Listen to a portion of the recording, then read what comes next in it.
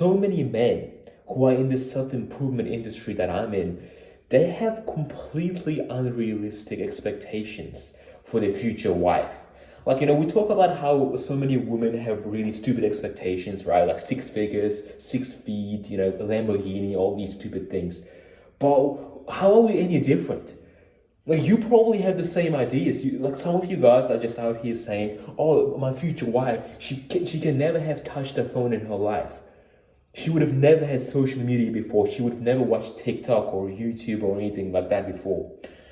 Now, those expectations would have been fine in the golden age of Islam, fair enough. But in this day and age, do you really think you're going to find a woman like that? Just tell me, like, realistically, do you know anyone out of men or whoever that never touched a phone in his life? It doesn't exist. I mean, if you are like a Dubai sheikh, you might be able to find someone like that. Because what happens is your options are just super, super big. Like, just because 80% of women gravitate towards 1% of men. We all know this, right? So those men will have a bit of options to choose from. But realistically, you don't even have that many options. And I'm not saying this to insult you. Most majority of men don't have that many options. So how do you think you can put these really unrealistic standards on your future wife? Now, I'm not telling you not to have standards as a man, obviously not. That's my whole channel is about having high standards. But living in this modern world, we need to start being a little bit more realistic. Here are 3 real green flags that you can look out for in women, and these are the women you can actually find. Now, the first green flag is something that you probably never heard before in your life. Like, if you watch any of these YouTubers on self-improvement, none of them will probably agree with this. Personally, I never heard anyone say this. A woman who's into self-improvement. I'm not saying, a woman who goes into the gym and puts on sheets and, makes these stupid reels and stuff. Not that. She shouldn't be a content creator. That's a red flag. What I'm talking about is a woman who does creative things outside of her, usual boring life. If a woman goes out and does yoga once in a while, if she goes to dancing like ballet, like Russian, Ukrainian dancing or something like that, that's actually a green flag. Now, most people won't agree because majority of you men think that a woman shouldn't even be allowed to go out. Now, I wish that was the case, right? I wish we lived in a place where that would be reasonable, but it's not. But if you try to find a woman who doesn't do anything, who just, stays at home all day, maybe she's on her phone or she doesn't really, her life is just really boring, you're not going to like her. When you start living with her, in your mind, it sounds like really fun and everything because you think she's going to be really submissive and she's just not going to move.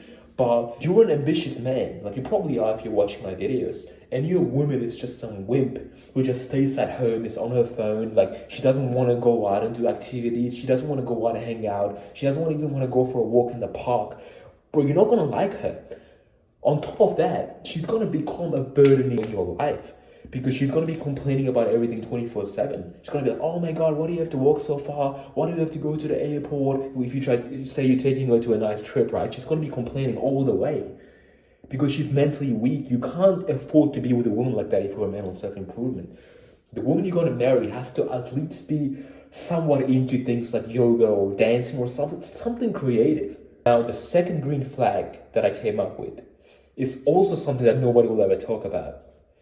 A woman who watches self-improvement content like this one that I'm making right now. Now, there aren't too many women who watch me, but out of the ones who do, and the ones who agree with my message, how much of a green flag do you think that is? I know a couple who will watch this video that I'm making right now and she's going to agree with all the points that I'm making. Even when I make videos that are a little bit on the red pill side of things, when I'm talking about women shouldn't be allowed to, be on social media or go out with friends at night and stuff like that, some women actually agree with me. Now, those women are kind of hard to find, but if you ever do find someone who watches my content or Hamza or Mahdi Tajani, bro, that's one fell up right there and then. That's all I can tell you. Now, the third green flag is also something not too many men talk about. A woman who likes to read books. Reading books is probably the most underrated skill in this modern age. Just because your parents probably told you what's good, but they made you read them really stupid books that you never got value out of. Or when you go to university, they make you read some BS, right? But if a woman reads books like, me and you would read, like 48 Laws of Power, or like Laws of Human Nature by Robert Greene, Can't Hurt Me by David Goggins. Like, you don't want her to get too masculine, but if she's into like gaining knowledge and understanding the world, or even if she likes to read, fictional books like Graf Monte Cristo or something like that, what that indicates is she prefers to live inside her imagination rather than on the outside world. And trust me, you want a woman who's like that. You don't want a woman who's living externally rather than internally. Now, that being said, don't marry a woman who's too into romance. Don't ever take a woman like that seriously. Because if she's really into romance, then she's going to be expecting that sort of life forever. When you get married and things start to wear off a bit, things start to get a little bit more difficult, she's still going to keep expecting you to be like Romeo, even though she's not Juliet. Right? So that's like a little warning, just a little side bonus for this video. But if a woman likes to read books, that's generally a green flag. That's all I can say. If you find someone with any of these qualities, even one of them, and she doesn't have that many red flags, then you should probably go for her. Because the options are pretty narrow. Like, I don't want you right now to be making these huge expectations for women. Because we Muslims, we have to get married pretty soon, right? We don't have the luxury of getting to our 30s and 40s and becoming millionaires and then being able to cash out. We need to get married ASAP.